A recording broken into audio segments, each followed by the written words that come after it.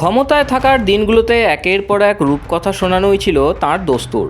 পাহাড়কে সুইজারল্যান্ড বানানো কিংবা চপ শিল্পে কোটিপতি হওয়ার যে রঙিন স্বপ্ন তিনি একদা বঙ্গবাসীকে বেচেছিলেন, বিরোধী আসনে বসেও সেই পুরনো অভ্যাসে কোনো মরচে পড়েনি। বিধানসভা নির্বাচনে রাজ্য থেকে সেই মিথ্যার সাম্রাজ্যকে ছুঁড়ে ফেলে দিয়েছে বাঙালি। রাজ্যের ক্ষমতায় পরিবর্তন হলেও মমতা বন্দ্যোপাধ্যায়ের যে এতটুকু পরিবর্তন হয়নি তা ফের টের পাওয়া গেল 21শে জুলাইয়ের মঞ্চে। শহীদ স্মরণের নামে লোক জড়ো করে ফের স্বভাবসিদ্ধ কায়দায় একের পর এক অনর্গল মিথ্যা বলে গেলেন তিনি। ফের প্রমাণ করে দিলেন মমতা মানে মিথ্যা। 21শে জুলাইয়ের মঞ্চে দাঁড়িয়ে প্রাক্তন মুখ্যমন্ত্রী অম্লান বদনে দাবি করলেন তিনি নাকি রাজ্য সরকারি কর্মচারীদের বছরে 10% করে ডিএ দিয়েছেন। কেন পয়লা এপ্রিল থেকে ডিএ পেল না সরকারি কর্মচারীরা? আমি তো ক্লিয়ার করে দিয়েছিলাম, আমরাও বছরে দুবার 10% দিয়ে দিতাম। তাহলে বুঝুন, এপ্রিল, মে, জুন, জুলাই, আগস্ট, সেপ্টেম্বর 6 মাস কিন্তু চলে গেল, 6 মাসের ডিএটা কিন্তু দিল না। অঙ্কটা কি দাঁড়ায়? মাছের তেলে মাছ ভাজা, চালাকি।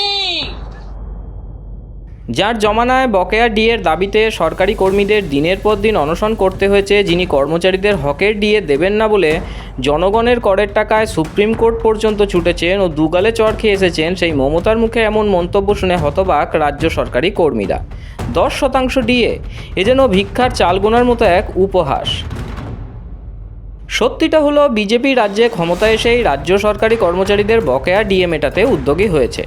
রাজ্য বাজেটে 20% ডিএ ঘোষণা করেছে শুভেন্দু অধিকারীর সরকার। এর ফলে রাজ্য সরকারি কর্মচারীরা মূল বেতনের 38% ডিএ পেতে চলেছেন।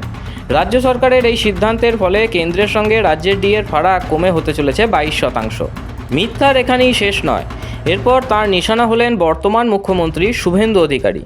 শহীদ স্মরণের সভা থেকে সরাসরি রাজ্যের মুখ্যমন্ত্রীকে ফাঁপা আওয়াজ দিয়ে মমতা বন্দ্যোপাধ্যায় বলেন শুভেন্দুর নাকি মুখোশ খুলে দেবেন তিনি।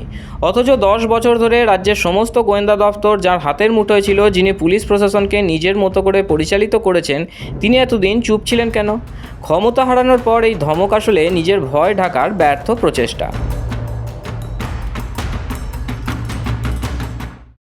আর কটকট করছে আর ছটফট করছে, কখন আমাদের গালাগালি দেবে আর কখন তৃণমূলের পরিবারের কোল খালি করবেন। আমি বলি এসব করবেন না। মুখ খুললে আপনি 10 বছরে তৃণমূলে থেকে কি করেছেন মুখোশ খুলে দেবো। মুখ এবং মুখোশ আমায় দেখাবেন না। তা প্রাক্তন মাননীয়া, আপনার কাছে যদি এত অকাট্য সব প্রমাণ থেকে থাকে, তাহলে গত 5 বছর ধরে শুভেন্দু অধিকারীর বিরুদ্ধে এত ভুয়ো মামলা দিলেন কেন? আসল ঘটনাগুলিরই তদন্ত করতে পারতেন। শুভেন্দু অধিকারীর বিরুদ্ধে আপনি এত ভুরি ভুয়ো মামলা দিয়েছেন যে সেগুলো খারিজ করতে নির্দেশ দিয়েছে আদালত। শুধু তাই নয়, আপনার প্রতিহিংসা থেকে গণতন্ত্রকে বাঁচাতে শুভেন্দুবাবুকে রক্ষা কবচ দিতে হয়েছে আদালতকে। আপনি আর শুভেন্দুবাবুর বিরুদ্ধে কি ফাঁস করবেন? বরং আপনার কীর্তি খুব দ্রুত ফাঁস করতে চলেছেন মুখ্যমন্ত্রী। আমফান দুর্নীতিতে কিভাবে টাকা লোপাট হয়েছে, কিভাবে করোনার মতো মহামারীর সময় আপনি ও আপনার চামচারা কেন্দ্রের টাকা সরিয়েছেন, সব প্রকাশ্যে আসবে।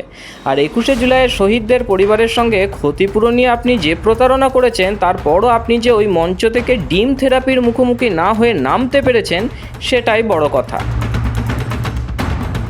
ক্ষমতা চলে গেলেও 21শে জুলাইয়ের মঞ্চ থেকে মিম মেটেরিয়াল দিতে কার্পণ্য করেননি মমতা বন্দ্যোপাধ্যায়।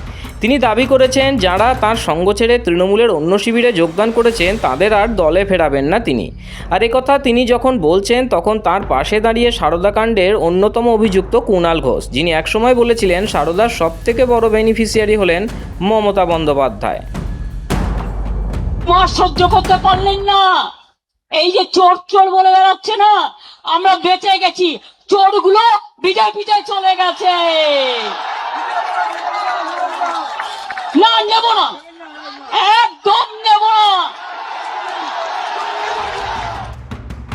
কি দারুণ প্রহসন!